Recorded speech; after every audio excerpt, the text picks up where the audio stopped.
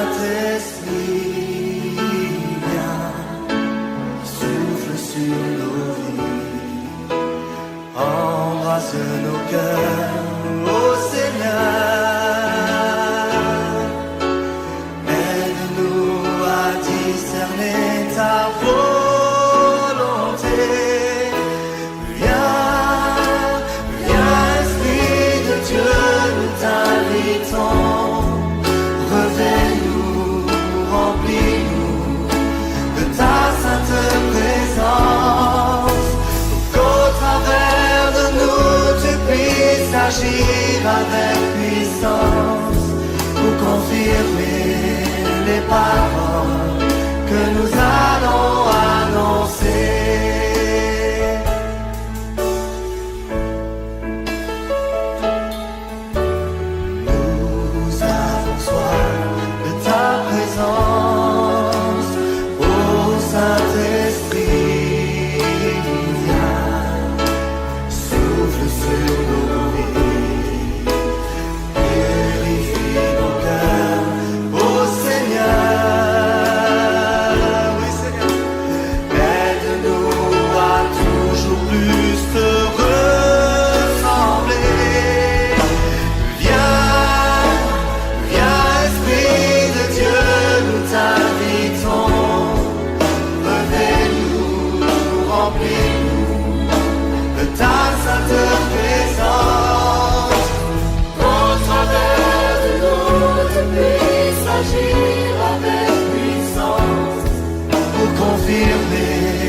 Les paroles que nous allons annoncer.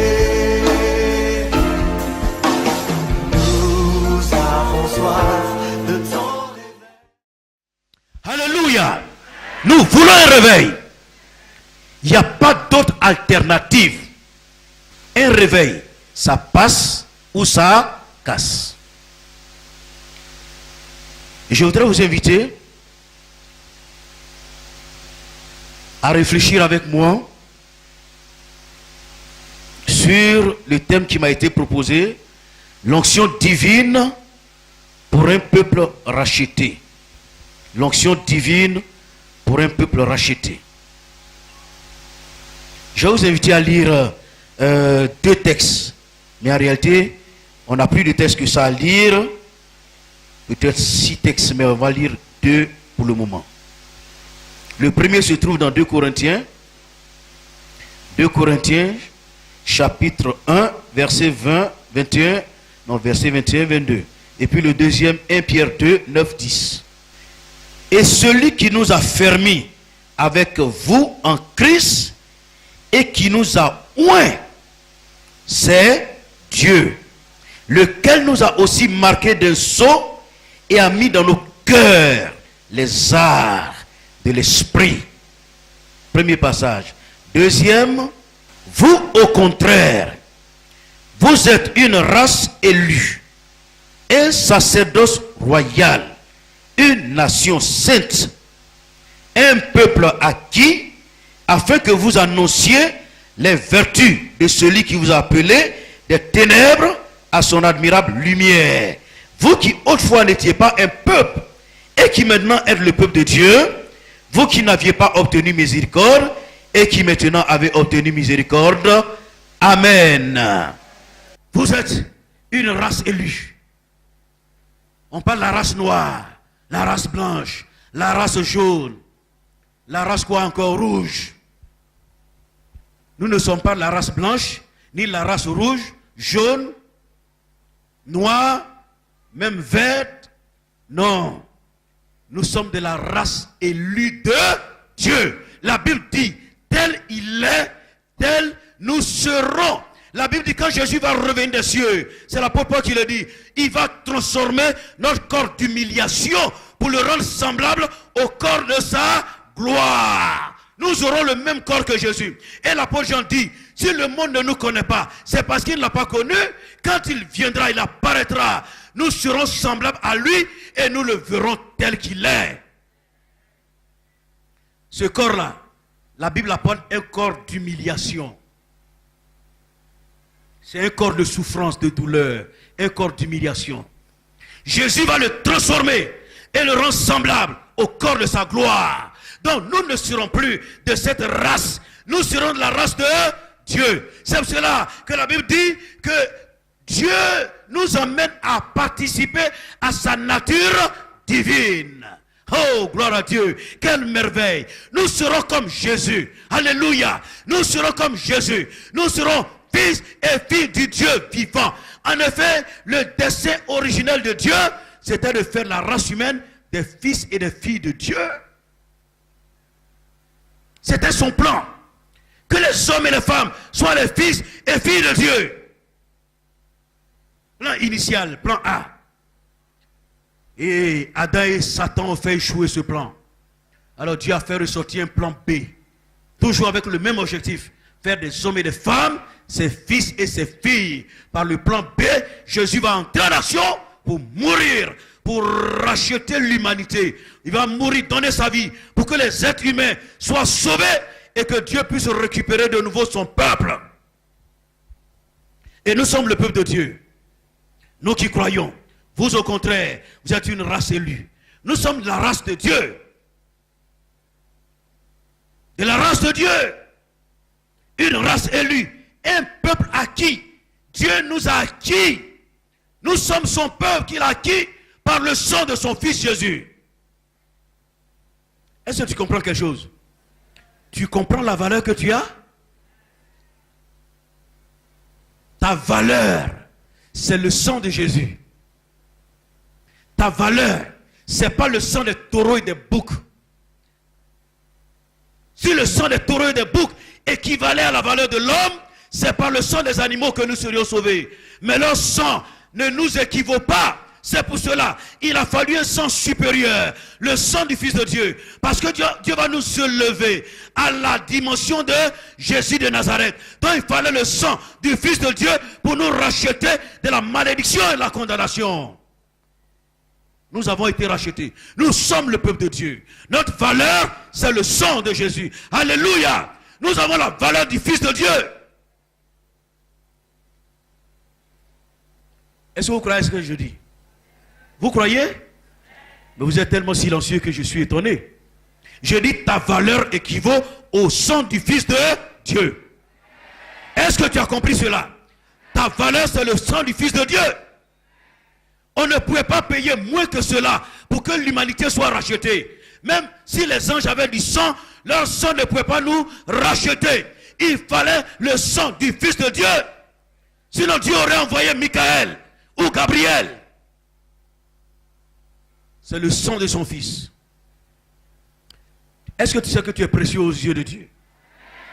Est-ce que tu sais que tu es précieux? Tu as de la valeur. Tu es une race élue, un peuple acquis. Une nation sainte.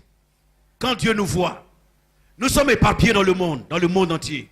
Mais Dieu voit une nation céleste, une nation céleste divine, une nation composée d'un peuple. Et cette nation, un jour va habiter dans une ville qu'on appelle la Nouvelle Jérusalem. Cette nation y habitera avec Dieu. Une nation sainte. Nous ne faisons pas partie de cette nation. Quand bien même nous sommes dans ces nations, nous ne faisons pas partie de ces nations. Nous sommes une nation sainte.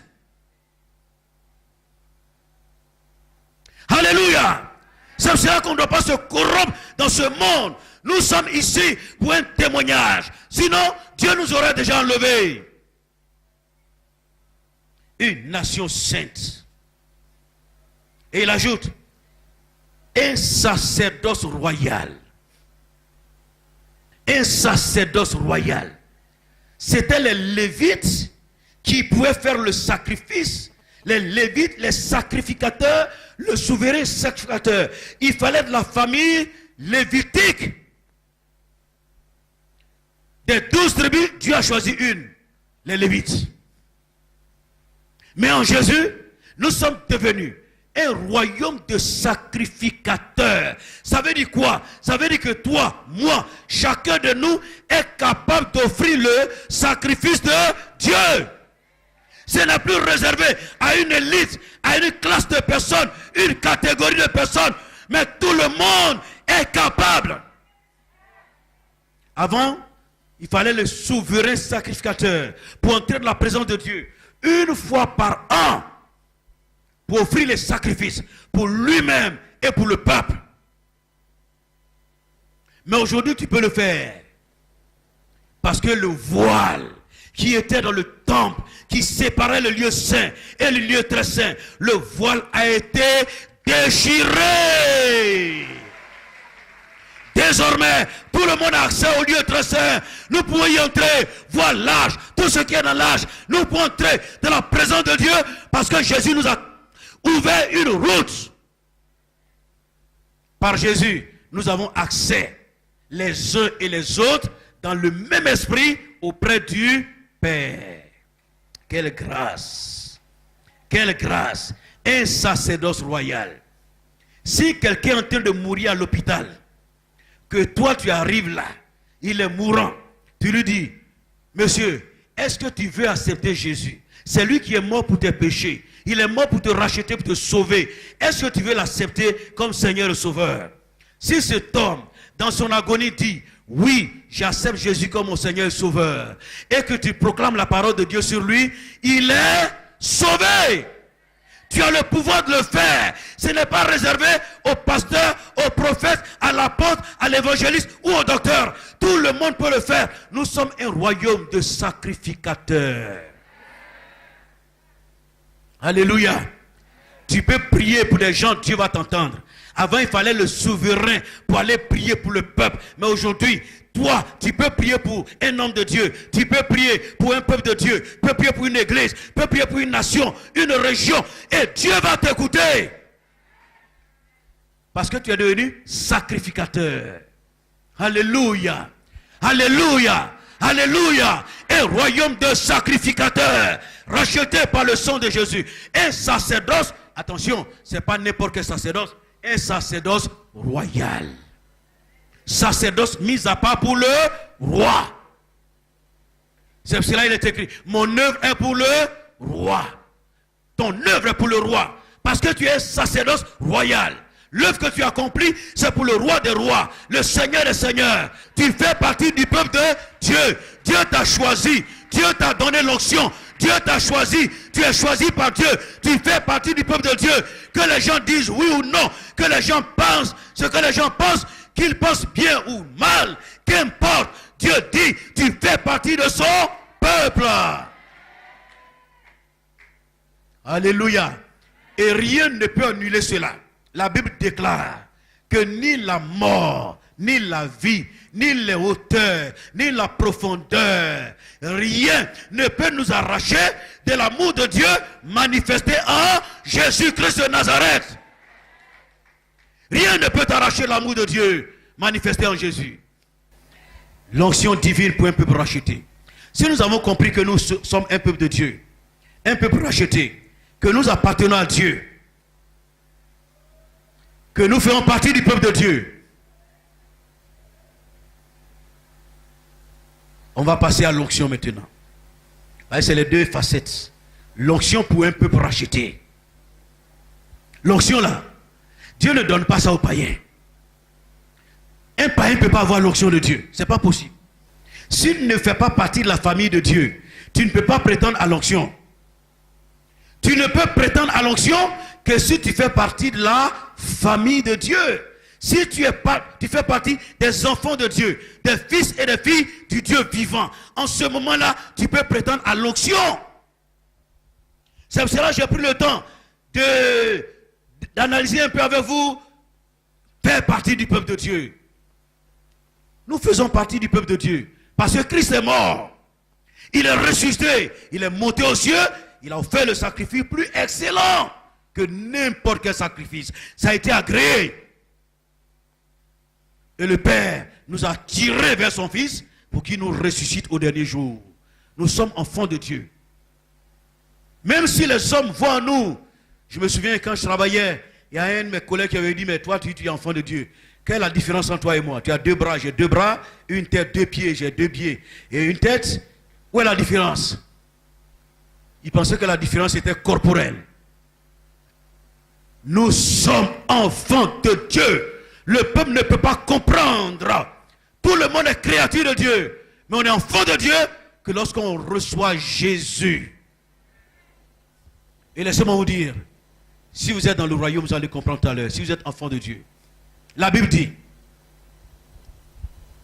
le royaume de Dieu, ce n'est pas le manger et le boire, c'est la justice, la paix et la joie par le Saint-Esprit. Quelqu'un qui est dans le royaume se reconnaît par ces éléments.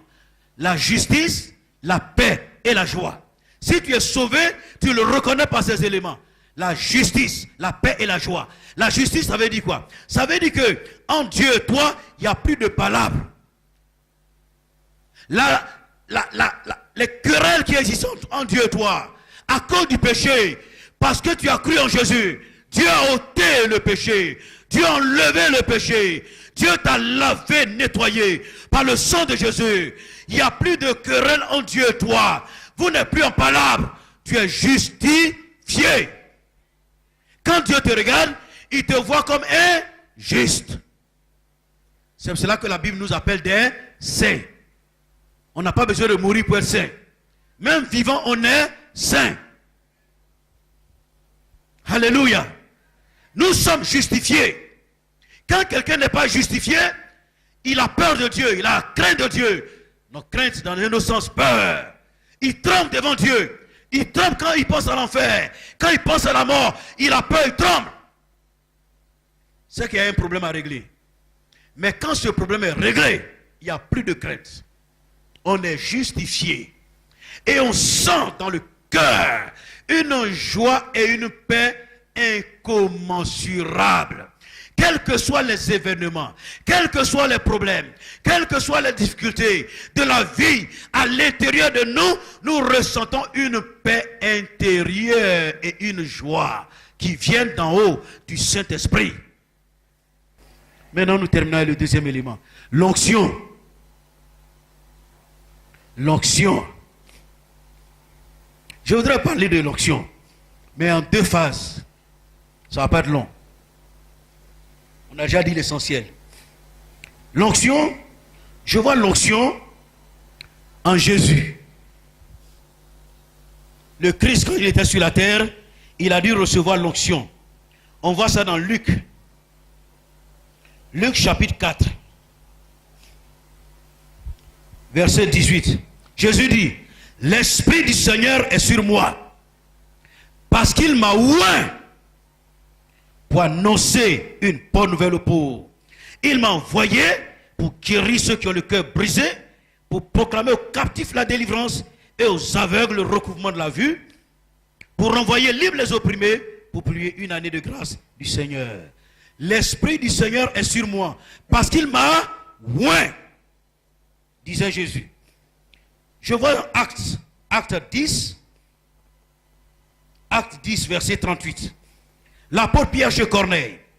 Vous savez comment Dieu a oint du Saint-Esprit et de force Jésus de Nazareth, qui allait de lieu en lieu faisant du bien et guérissant tous ceux qui étaient sous l'empire du diable, car Dieu était avec lui. Jésus a été oint, bien que conçu par le Saint-Esprit, bien que fils de Dieu, sans tache, sans péché, parfait. Après avoir vécu 30 ans pour commencer son ministère, Jésus allait au baptême de Jean. Il n'avait pas à se faire baptiser puisqu'il n'avait rien à se reprocher. Mais il s'est identifié à nous. Il a été baptisé dans les eaux du Jourdain. Pendant qu'il était en train d'être baptisé, la Bible dit pour la première fois, le Saint-Esprit est descendu du ciel sous la forme corporelle d'une colombe, est venu se poser sur Jésus. Jean, le Baptiste, a vu la colombe venir se poser sur Jésus. Et celui qui l'a envoyé baptiser, Dieu lui a dit, celui sur qui tu verras l'Esprit descendre, quand tu vas baptiser tous ceux qui vont venir, celui sur qui tu verras l'Esprit descendre et s'arrêter, c'est lui qui baptise d'esprit et de feu. Alléluia. Le jour de son baptême, il baptise plusieurs personnes. Peut-être comme Samuel, il regardait, il voyait des gens venir. Des gens de haute taille, impressionnants, beaux, puissants. Des gens qui venaient. Il dit certainement ça doit être loin de Dieu. Ça doit être loin de Dieu. Loin de Dieu. Et puis un coup il voit quelqu'un venir. La Bible dit qu'il n'avait ni beauté ni attrait pour attirer nos regards. Il n'était pas venu avec une vaillance. Il n'était pas brillant, élégant. Je sais que Jésus devait être beau. Ça je le sais. On dit qu'il est le plus beau en 10 000. Mais il n'est pas venu de façon attrayante. Et puis en plus, il était le cousin de Jean-Baptiste. Certainement, ils se sont rencontrés quelque part. Jean savait que c'était son cousin. Et puis, il vient à son baptême. Ah, là, quelque chose se passe. Quand Jean le voit, quelque chose se passe. Il voit l'aura qui est sur lui. Il voit l'onction, il voit la puissance. Il voit son cousin qui n'est plus son cousin. Il voit son cousin sous un autre aspect. Il le voit de façon extraordinaire. Il dit non, non, mais attention, c'est toi qui dois me baptiser. Eh mais, il était en train de baptiser les gens. Vous avez vu comment il baptisait. Et il criait, race de vipères, qui vous a appris à fuir la colère à venir. Produisez le fruit digne de la repentance. Il criait, il hurlait sur les gens. Quand il voit Jésus, il devient comme un agneau. Il dit, c'est toi qui dois me baptiser. J'ai dit, laissons, accomplissons la volonté de Dieu. Faisons ce qui est juste. Et il plonge Jésus dans les eaux. Pendant ce temps, la Bible dit, Jésus était dans l'eau, mais Jésus priait. Pendant qu'il était dans l'eau, il priait. Et pendant qu'il priait, le ciel s'est ouvert. Alléluia. La prière qui ouvre le ciel. La prière qui ouvre le ciel. Il y a des prières qui ouvrent le ciel. Pendant que Jésus priait, le ciel s'est ouvert. Jean était là, il voit le ciel s'ouvrir. Les nuages se dégagent. Et une colombe venue du ciel, comme du feu, et se posait sur Jésus. Dieu lui a dit, c'est ce que je t'ai dit, celui sur qui tu verras l'Esprit descendre et s'arrêter. Quand il a vu ça, il a été encore plus perturbé. L'onction descend sous forme de colombe et se poser sur Jésus. C'est lui qui bâtit d'esprit et de feu. Et il entend du ciel une voix. Celui-ci, différemment des prophètes, est mon fils bien-aimé, en qui j'ai mis toute mon affection. Écoutez-le. Moïse dit, quiconque ne l'écoutera pas sera retranché du peuple. Dieu nous a oués. Dieu doit te ouer. Si tu dois faire les œuvres de Dieu, si tu dois travailler pour Dieu, si tu dois servir Dieu, si tu dois évangéliser, tu as besoin de l'onction de Dieu, tu as besoin de l'autorité de Dieu, car sans l'onction, tu ne peux rien faire d'éternel. Tu as besoin de la puissance de Dieu. Il y a un journaliste qui était venu me voir, un grand journaliste du Niger. Mais il était tourmenté par les esprits. Il peut faire 10 jours sans aller au travail.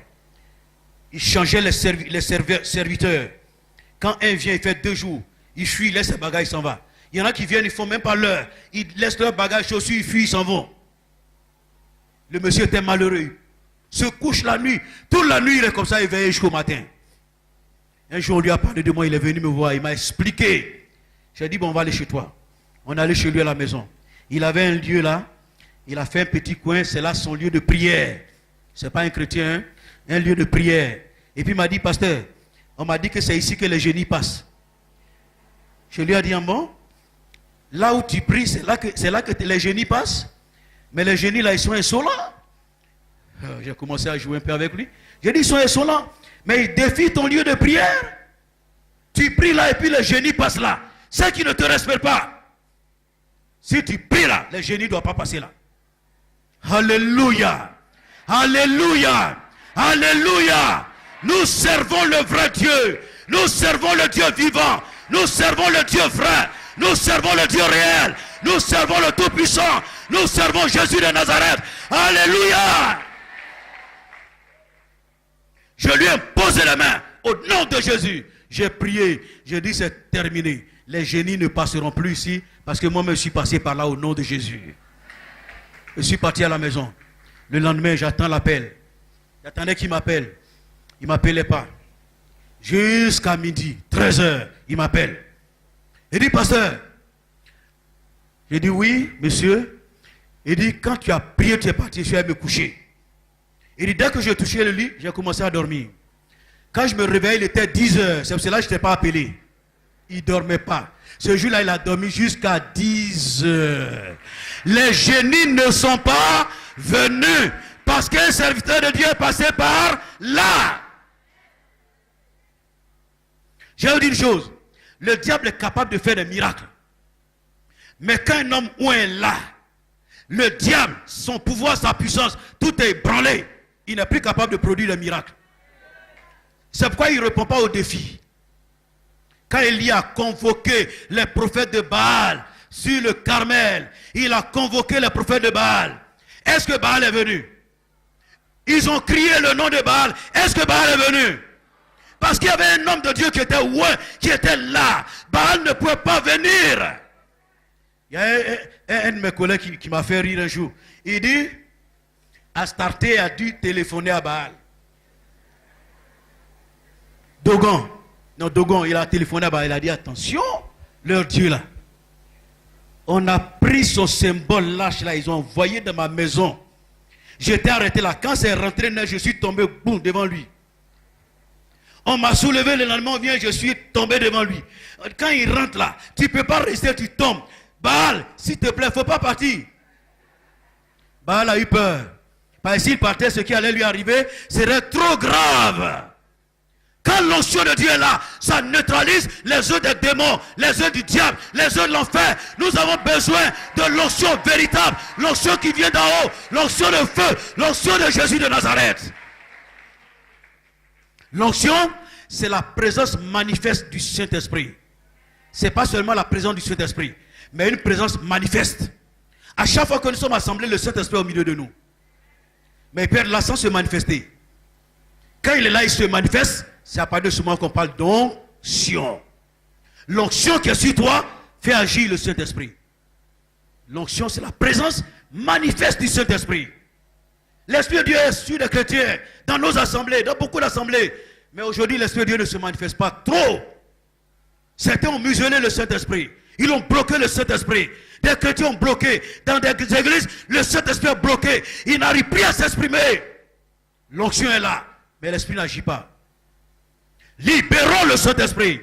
Libérons la présence du Saint-Esprit dans nos différentes assemblées, dans nos églises. Libérons la présence de Dieu pour que Jésus soit vu et adoré, qu'il soit reconnu comme Seigneur des Seigneurs. Alléluia. Dieu veut restaurer son église. Dieu veut te restaurer aujourd'hui. Je dois entendre un amen. Je dis Dieu veut restaurer son église. Dieu veut te restaurer. Dieu veut agir dans ta vie. Dieu veut agir dans ton cœur. Dieu veut te restaurer. Dieu veut te délier. Dieu veut briser le joug de la servitude. Dieu veut briser les liens et les chaînes. Dieu veut t'emmener dans une nouvelle dimension de la foi. Tu vas voir ce que tu n'as jamais vu. Tu vas entendre ce que tu n'as jamais entendu. Tu vas toucher ce que tu n'as jamais touché. Tu vas voir de tes propres yeux que le Dieu que nous prêchons est le même hier, aujourd'hui et éternellement. Que le Seigneur Jésus vous bénisse. Que sa grâce soit avec vous et que sa paix soit sur vous. Merci à notre Seigneur Jésus. Quelque chose va se passer. Soyez prêts, soyez prêts. Ne soyez plus distraits, hein? Attention. Ne soyez plus distraits, quelque chose va se passer. On ne peut pas parler d'onction. D'onction sans que l'onction se manifeste. Il est déjà présent. Nous allons prier ensemble. Tout le monde. Nous allons prier. Tu vas prier comme tu peux. Comme tu peux. Fais des efforts dans la prière. Tu vas crier au Seigneur. Tu vas demander à Dieu de te oindre de son esprit. De te revêtir de son esprit. Parce que nous sommes fatigués de cette situation. Nous voulons avancer. Nous ne voulons plus être retenus par des petites maladies, des petits bobos, des petits démons. Nous voulons sortir de là. La température est en train de monter. La température est en train de monter. La température est en train de monter. Le ciel est en train de s'ouvrir. Pendant que vous priez, le ciel s'ouvre. Pendant que vous priez, le ciel s'ouvre. Pendant que vous faites des efforts, le ciel s'ouvre. Et le ciel s'ouvre. Et le ciel s'ouvre. Et le ciel s'ouvre. Et le ciel s'ouvre. La température monte. D'un moment à l'autre, quelque chose va se passer. Chin, breathe in, mind. Breathe in, begin to chin, hide inside and breathe in. Begin spread inside, begin Schnauhausen. Le réveil est là. Le réveil est là. Le réveil est là. J'entends le grondement du réveil. J'entends le bruit des chars et des chariots, les chars de feu. Le réveil est là. La grâce de Dieu est là. La puissance de Dieu est là. Le réveil est là.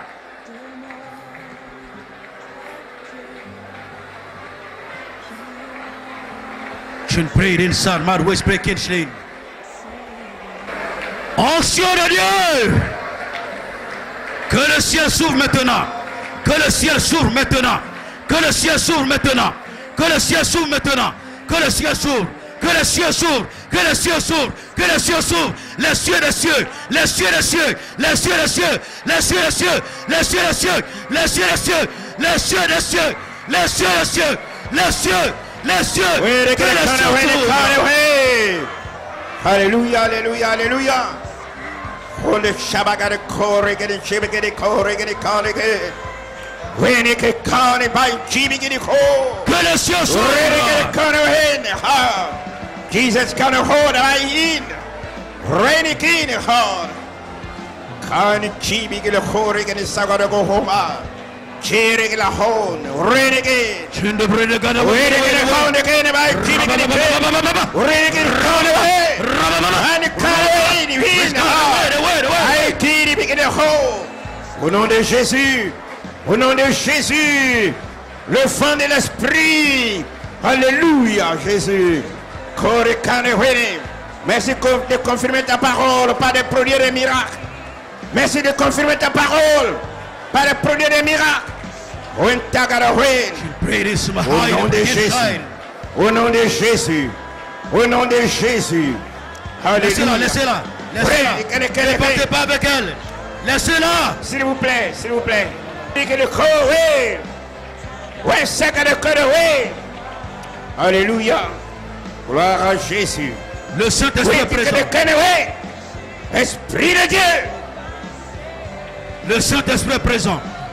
L'Esprit de Dieu est présent. L'Esprit de Dieu est présent. L'Esprit de Dieu est présent. L'Esprit de Dieu est présent. L'Esprit de Dieu est présent. Attention, tout esprit qui ne confesse pas Jésus doit sortir maintenant. Tout esprit qui ne confesse pas Jésus doit sortir. Je commande à tout esprit qui ne confesse pas Jésus de s'en aller.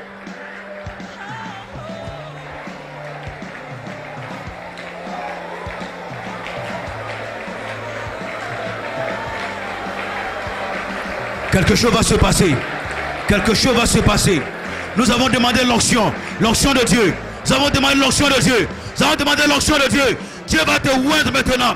Dieu va te oindre. Dieu va te oindre. Dieu va te oindre. Tu es important. Tu es important. Tu es important. Tu es important. Tu es important dans la maison de Dieu. Tu vas recevoir l'onction de Dieu.